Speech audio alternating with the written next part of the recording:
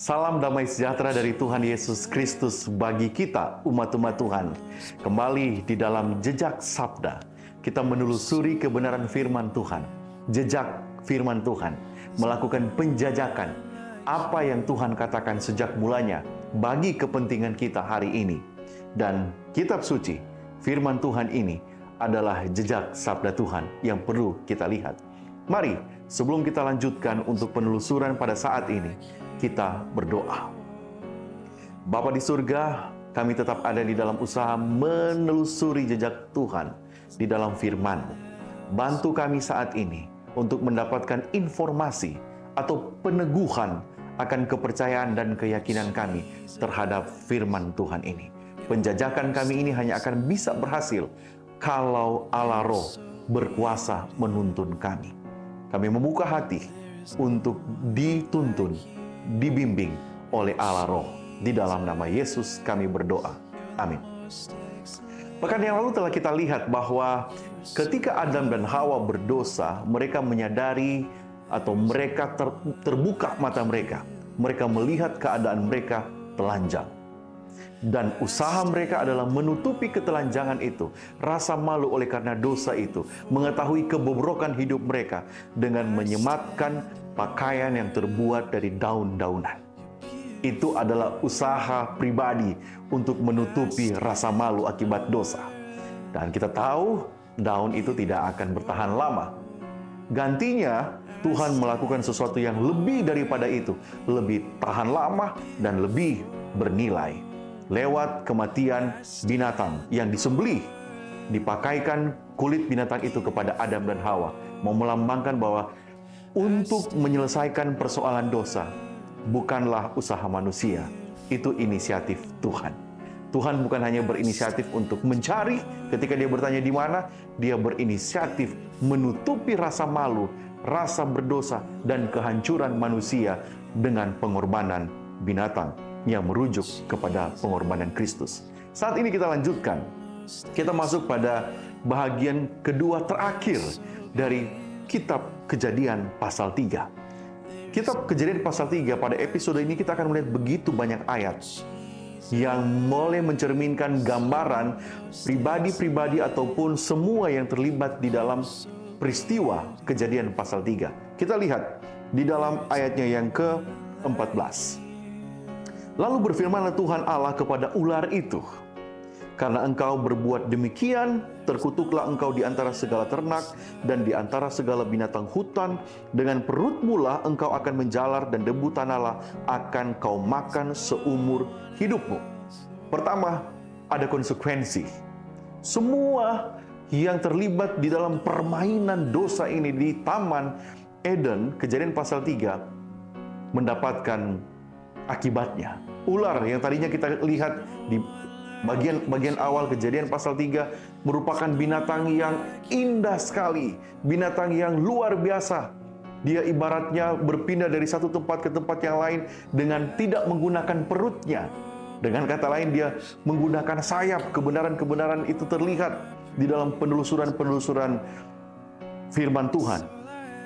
Kita lihat juga saat ini akibat dari yang dia lakukan. Ular yang tadinya begitu hebat, begitu luar biasa, dia menjadi media yang digunakan oleh setan, mendapat akibat. Dia berjalan dan mencari makan dengan perutnya. Kita lihat gambaran yang tragis dari oknum-oknum yang lain. Firman Tuhan kepada perempuan itu, ayatnya yang ke-16. "Susah payahmu waktu mengandung akan kubuat sangat banyak, dan dengan kesakitan engkau akan melahirkan anakmu. Namun engkau akan berahi kepada suamimu, dan ia akan berkuasa atasmu." Kita perhatikan, ayat ini mulai terlihat gambaran yang penuh dengan bencana dan hal yang tidak baik diceritakan di sini. Kalau kita kembali kepada gambaran jejak sabda di dalam Kejadian pasal 1, ayatnya yang ke-26, 27, 28, kita lihat bahwa di sana Adam dan Hawa, laki-laki dan perempuan, diciptakan menurut gambar dan rupa Allah supaya mereka berkuasa. Dengan kata lain, laki-laki dan perempuan berkuasa bersama-sama terhadap ikan di air, burung di udara, binatang di padang. Tetapi gambaran akibat dosa jadi buruk. Ingat ayatnya yang ke-16, namun engkau akan berahi kepada suamimu dan ia akan berkuasa atasmu. Mulai ada perbedaan. Tadinya perempuan dan laki-laki berkuasa bersama-sama. Tetapi akibat dosa ini, perempuan menjadi sosok yang dikuasai oleh laki-laki. Inilah yang terjadi dengan Hawa.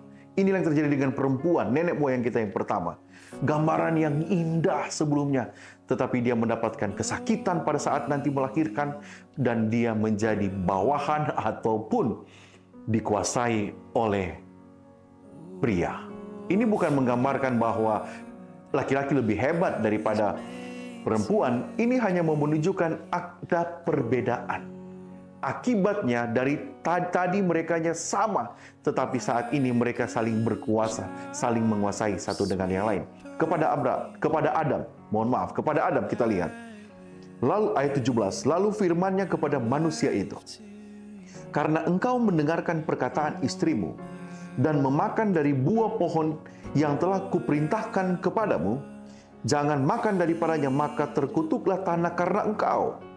Dengan bersusah payah engkau akan mencari rezekimu dari tanah seumur hidupmu. Ayat 18. Semak duri dan rumput duri yang akan dihasilkan bagimu, dan tumbuh-tumbuhan di padang akan menjadi makananmu.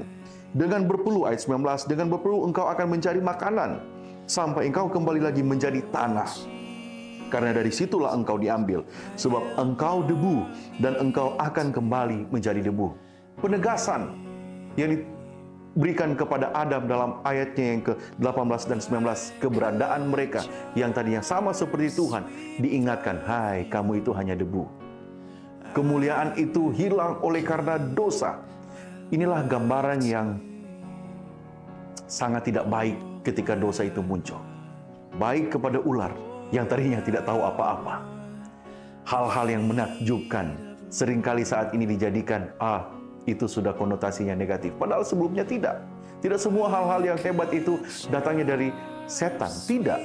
Atau digunakan oleh setan. Tidak. Tetapi itu dijadikan alat oleh setan. Perempuan tadinya berkuasa bersama-sama dengan laki-laki, tetapi status mereka berubah. Laki-laki yang tadinya sebagai mahkota penciptaan, sebagai seorang yang hebat, diingatkan hanya debu tanah. Gambaran ini begitu tragis. Dari kemuliaan yang luar biasa kepada kehancuran yang mematikan. Namun, kabar baiknya pada ayatnya yang ke-20.